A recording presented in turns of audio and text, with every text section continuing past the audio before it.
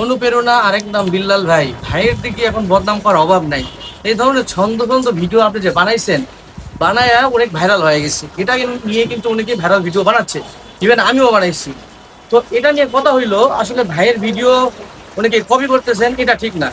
নিশ্চয় তার কোনো ক্রিয়েটিভিটি আছে, যোগ্যতা আছে। সেই যোগ্যতা দিয়ে কিন্তু সে বড় হয়েছে। সে একদিনে কিন্তু থোড় সব বিল্লাল ভাই হয় নাই। অনেকে এই ভিডিওতে আবার কমেন্ট করে বলবে যে না, ভাইয়ের চামচামি করতেছি। আপনি যদি এটা ভাবেন, আপনি ভাবতে পারেন, সমস্যা নাই, চামচামি। কিন্তু সত্যটা কি জানেন? একটা মানুষের পরিশ্রমের পিছনে কিন্তু অনেক সময় লাগে। মিনিমাম আপনার 1 বছর টাইম লাগে। তো একদিনে মানুষ এরকম সফলতা অর্জন করে না। সফলতা কিন্তু ধীরে ধীরে আপনার কাছে নাড়া দিবে। আপনি যদি মনে করেন যে আমি ফিরোজব বিল্লাহ ভাইয়ের মতো ভিডিও বানাই, ফিরোজব বিল্লাহ ভাই হয়ে যাবে, এই ধারণাটা ভুল। হ্যাঁ, আপনি একটা কাজ করতে পারেন, প্রথম আপনি ভিডিও বানান, আপনার মুখের জড়তাটা চলে যাবে, মুখের যে স্পিড নেশন আছে সেটা চলে যাবে। তো এইভাবে যদি আপনি স্টার্ট করেন, তাহলে দেখা যাবে যে আপনি এক সময় ভালো পর্যায়ে যাবেন। এর মানে এই না যে আপনি এখন ভাইরাল হয়ে গেছে তাকে নিয়ে আপনি কথা বলতেই থাকবেন, তাকে কোথায় মারতেই থাকবেন, বদনাম করতে থাকবেন। এটা আপনার সময় নষ্ট। সে কিন্তু ঠিকই এগিয়ে যাচ্ছে। আপনাকেও বুঝতে হবে। হ্যাঁ, ছন্দে ছন্দে ভিডিও বানান, আপনার ক্রিয়েটিভিটি দিয়ে বানান। কবে ভিডিও বানান ভাই, কবে ভিডিও বানাতে গিয়ে দেখা যায় যে অনেক সমস্যার মুখোমুখি হয়। অনেক সমস্যার মুখোমুখি হয়ে গেলে দেখা যায় যে তারও একটু সমস্যা হয়। সে রাত দিন 24 ঘন্টা পরিশ্রম করার পর এত সুন্দর করে একটা ভিডিও লিখে সেটা আমাদের কাছে প্রেজেন্ট করে। সেই প্রেজেন্টে আমরা কি করি, সেটাকে ধন্যবাদ জানাই, সাধুবাদ জানাই, তাকে লাইক করি, কমেন্ট করি, শেয়ার করি, তাকে ভালোবাসি দেখে করি।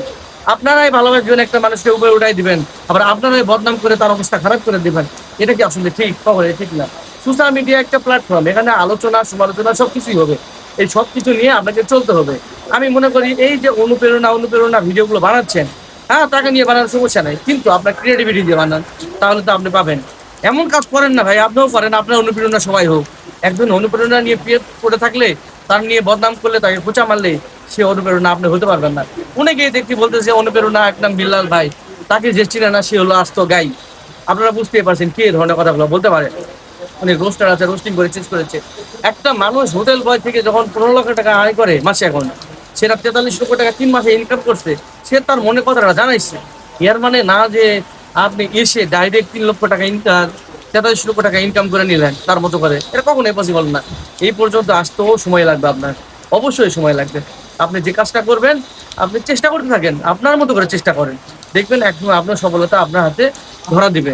সফলতা এমনি এমনি আসে না যে আমি আরো জন্য ভিডিও বানাইলাম, সফলতা অর্জন করলাম। এই যে আমরা ভিডিওগুলো বানাই, এগুলো বানাতে কিন্তু ওগুলো কষ্ট হয়। স্ক্রিপ্টগুলো লেখি, এখন বর্তমানে অনেকে বলছে এআই দিয়ে স্ক্রিপ্ট বানাই দিচ্ছে। হ্যাঁ, এআই দিয়ে আপনাকে কিছু ছন্দ লিখে দিবে, কিন্তু আপনার মনের মতো করে না, যেগুলো আপনি উচ্চারণই করতে পারবেন না। এগুলো মনের মতো করে নিতে গেলে আপনার রাত দিন 24 ঘন্টা খেটে সহজ সহজ ওয়ার্ড দিতে হয়, যাতে আপনি ভালো করে সেগুলো করতে পারেন। আমি মনে করবো এখন থেকে আপনারা অন্য কারো সমালোচনা না করে নিজে কাজে মন দেন, তাহলে সফলতা পাবেন ইনশাল্লাহ। আসসালামু আলাইকুম।